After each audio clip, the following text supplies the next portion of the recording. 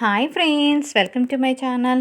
ఈరోజు నేను మీకోసం చికెన్ నిల్వ పచ్చడి పక్కా కొలతలతో ఎలా చేయాలో వీడియోలో చూపిస్తాను. మరి ఇంత కష్టపడుతున్నందుకు నా వీడియోని లైక్ చేయండి, అలాగే మర్చిపోకుండా నా ఛానల్ సబ్స్క్రైబ్ చేసుకోండి, అలాగే కామెంట్ చేయండి. నేను మరిన్ని మంచి వీడియోస్ నేను చేస్తాను ఫ్రెండ్స్. మీ సపోర్ట్ ఉంటే నేను 2 కేజీల చికెన్కి ప్రిపరేషన్ చేస్తున్నాను. బోన్లెస్ చికెన్తో అయినా చేసుకోవచ్చు, విత్ బోన్స్తో అయినా, విత్ బోన్ చికెన్స్తో అయినా చేసుకోవచ్చు. ఇక్కడ నేను 2 కలిపి చేస్తున్నానండి. ఇంకా ఎక్కువ బోన్స్ వచ్చినాయని అలా పక్కన సెపరేట్గా ఆ విధంగా కోసి పక్కన పెట్టాను.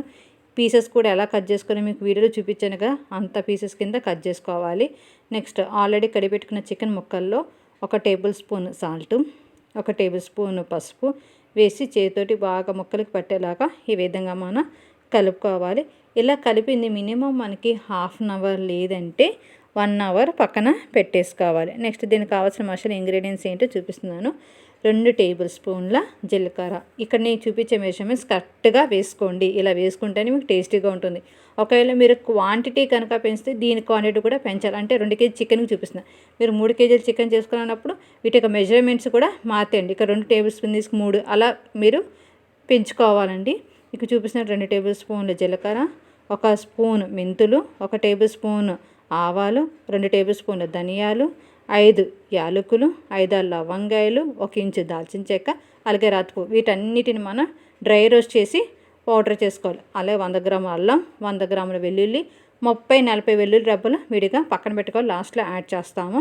అలాగే ఇందులో మనం కరివేపాకు, పుదీనా చూపించలేదు, సారీ, లాస్ట్లో వేస్తాము. కరివేపాకు, పుదీనా, అలాగే 8 నిమ్మకాయలు పట్టేయండి. మాకు 8 నిమ్మకాయ, పెద్ద అయితే 5 నిమ్మకాయలు సరిపోతాయి, చిన్న అయితే 8 నిమ్మకాయలు. అంటే మీ పులుపు తగ్గట్టు మీరు అడ్జస్ట్ చేసుకొని వేసుకోవాలి. ఇది లాస్ట్లో యాడ్ చేస్తాం. నేను ఈ వీడియోలో చూపించలేదు, అందుకని ముందుగానే చెప్తున్నాను ఫ్రెండ్స్, సారీ. ఇప్పుడు ఏదైతే మనం కలిపి పెట్టుకున్నామో వాటిని ఒక మందపాటి గిన్నెలో పెట్టుకొని వాటిని మనం ఇలా ఈ విధంగా మనం ఎటువంటి వాటర్ అనేది లేకుండా మనం ఈ విధంగా ఫ్రై చేసుకోవచ్చు. చూడండి, ఈ విధంగా చేసుకున్న తర్వాత మనం ఒక గిన్నెలోకి తీసేసుకోవాలి. మీకు చూపిస్తున్నట్టుగా ఈ విధంగా గిన్నెలోకి తీసేసుకున్న తర్వాత వీటిని మనం ఇప్పుడు వాటర్ లేకుండా చేసాము ఇప్పుడు ఫ్రై. ఇప్పుడు ఏంటంటే మనం ఆయిల్ వేసుకొని ఫ్రై చేస్తాం. ముందేమో వాటర్ లేకుండా డీప్ ఫ్రైలాగా చేసుకున్నాము. ఇప్పుడు ఏంటంటే మనం ఆయిల్ పెట్టుకొని డీప్ ఫ్రైలాగా చేస్తామన్నమాట. అక్కడ ఎందుకంటే వాటర్ ఉంటే మనకి ఒకవేళ మనం కలిపేసి మ్యాగ్నేట్ చేసిన డైరెక్ట్గా మనం ఆయిల్లో వేసేయచ్చు, కానీ అది ఎక్కువ రోజు నిల్వ ఉండదు. కాబట్టి వాటర్ ఉంటే నిల్వ ఉండదు కదండి, అందుకని వాటర్ పోయేంత వరకు అది ప్రాసెస్. ఆ ప్రాసెస్ అయిపోయాక డీప్ ఫ్రై కోసం మనం ఈ విధంగా మనం కడాయి పెట్టుకున్న కడాయిలో 800 మిల్లీలీటర్స్ ఆయిల్ వేసుకున్నాను. అలాగే నేను వాడింది ఇక్కడ గ్రౌండ్నట్ ఆయిల్, సన్ఫ్లవర్ ఆయిల్ కదండి, గ్రౌండ్నట్ ఆయిల్, వేరుశనగ నూనె అయితేనే ఈ పచ్చడికి టేస్ట్ ఉంటుందండి. మీరు సన్ఫ్లవర్ ఆయిల్ వేస్తే టేస్ట్ అనేది రాదు. ఖచ్చితంగా గుర్తుపెట్టుకోండి, వేరుశనగ నూనె వేసుకొని చేసుకోండి, అప్పుడు మాత్రమే టేస్ట్ ఉంటుంది. సో మనకి వేరుశనగ కాబట్టి ఈ విధంగా మనకి పొంగుతుంది, కాబట్టి కొద్దిగా చింతపండు అనేది వేసుకోండి. ఇది ఏ కలర్లోకి రావాలంటే మనకి పీసెస్ బ్రౌన్ కలర్ లేదంటే గోల్డెన్ కలర్లోకి వచ్చేంత వరకు మనం వీటిని ఫ్రై చేస్తూనే ఉండాలని.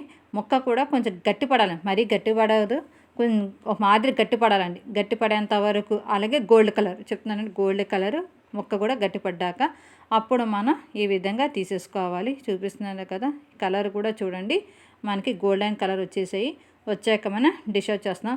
మాకు వచ్చేటప్పటికి 2 కేజీలు అంటప్పటికి 2 ఆయిల్ కింద పడ్డాయండి. మేము 2 ఆయిల్ కింద వేసుకొని చేసాము.